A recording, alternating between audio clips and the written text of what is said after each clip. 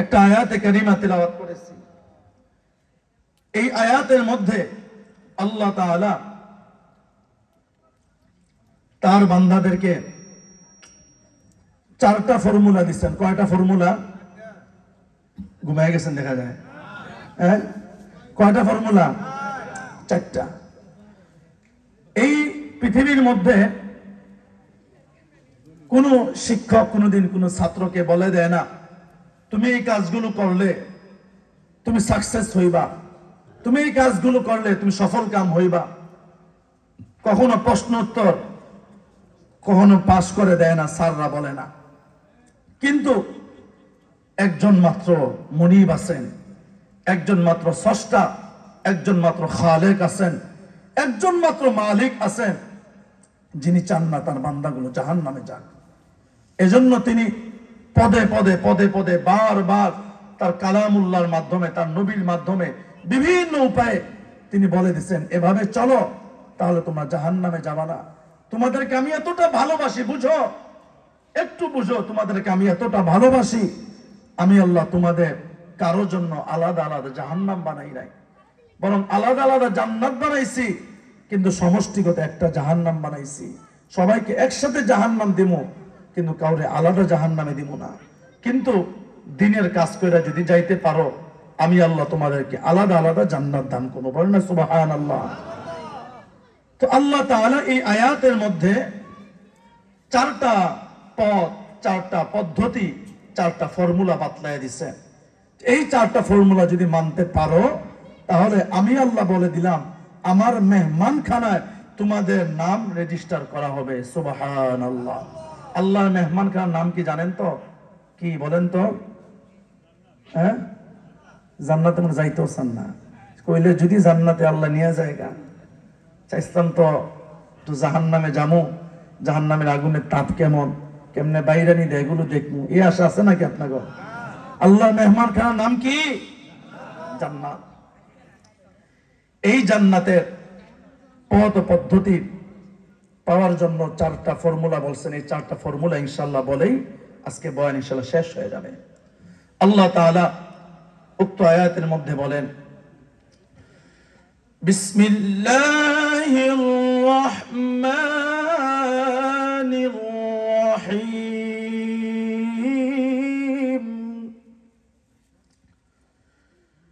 ইয়া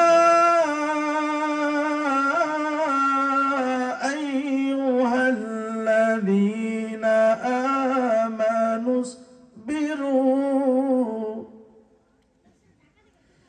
اصبروا وصابروا ورابطوا واتقوا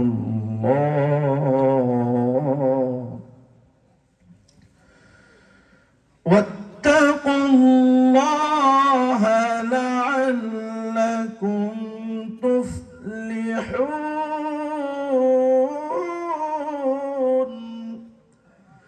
আল্লাহ তাআলা এই আয়াতের মধ্যে আপনাকে আমাকে ডাক দিয়া বলতেছেন আমানু।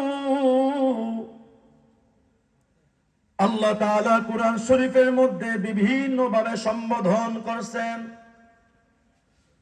কোথাও বলছেন ইয়া আইয়ুহান নাস, হে মানুষ শুনো। কোথাও বলছেন ইয়া ইবাদি, হে আমার বান্দারা শুনো।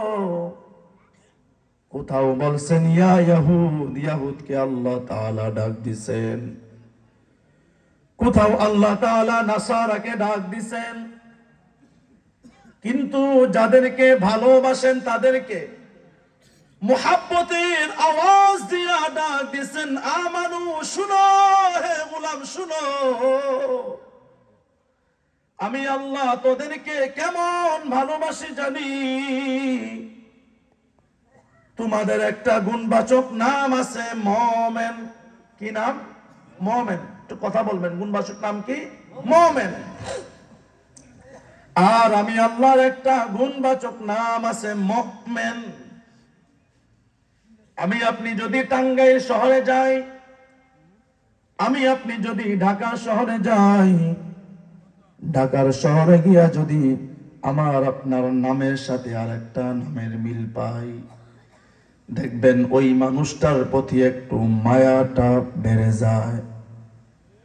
প্রবাসের মধ্যে যারা আছে, বিদেশে যারা আছে, যাওয়ার পর যদি গিয়া শুনে টাঙ্গাইলের আর একটা ভাই আছে, একটু ভালোবাসাটা বাড়ে কিনা? একটু বলেন না, বাড়ে কিনা? বাড়ে। অথবা আপনি যে কাজটা করেন ওই কাজটা যদি আরেকটা মানুষ করে, আপনি মনে করেন একটা বাসের কন্ট্রাক্টরি করেন, আপনি জিজ্ঞাসা করলেন ভাই তুমি কি করো, সে বলে আমি বাসের কন্ট্রাক্টরি করি। আপনার কাজের সাথে কাজের মিল আছে, দেখবেন একটু ভালোবাসাটা বেড়ে যাবে। আল্লাহ তাআলা বলেন আমার একটা নাম আছে মুমিন, তোমাদের একটা গুণবাচক নাম আছে মুমিন। নামে নামে মিল হয়ে গেছে, তুমি আমি বন্ধু। দুনিয়ার বন্ধু আরেকটা বন্ধু সাথে আঘাত লাগলে পার মেরে দেয়, কিন্তু আমি আল্লাহ তো স্বার্থপর না, আমি আল্লাহ তো বেঈমান না, আমি আল্লাহ তো নিমক হারাম না। আমি আল্লাহ কেমন দয়ালু জানো নাকি? আমি আল্লাহ কেমন দয়ালু? আমি আল্লাহ যদি দয়ালু না হইতাম, আমি আল্লাহ যদি মায়াবান দয়ালু না হইতাম, গোলাম তোমরা যারা দিনের মধ্যে 5 ওয়াক্ত নামাজ না পড়তেছো,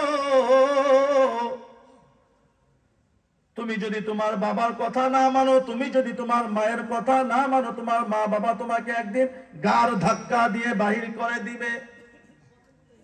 কিন্তু আমি আল্লাহ তোদেরকে বানাইছি, তোদেরকে সৃষ্টি করছি, সব কিছু দিলাম, এরপরও তুমি আমি আল্লাহকে মানতেছো না।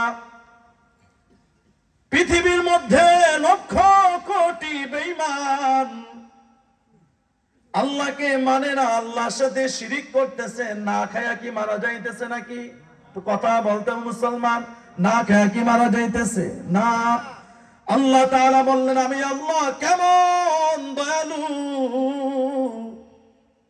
আমি আল্লাহর দয়া যদি তুই খুঁজতে যাও তোর হায়াত শেষ হয়ে যাবে, আমি আল্লাহ দয়া শেষ করতে পারবি না।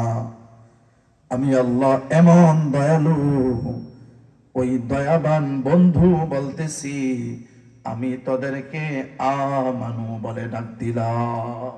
সুবহানাল্লাহ।